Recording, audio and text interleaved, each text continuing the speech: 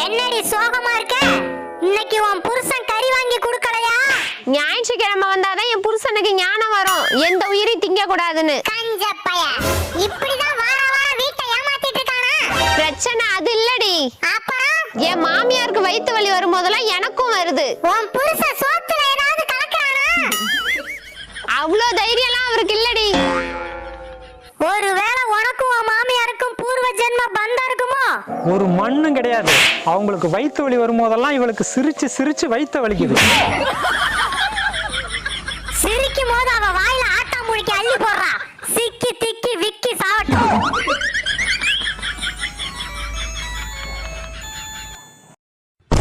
ஐயோ, எங்க அம்மாவுக்கு மறுபடியும் வயிற்று வலி வந்துச்சுரா.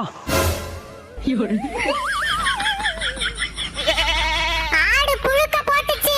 நேரம் நல்லா இருக்குடா. அத்தாடி.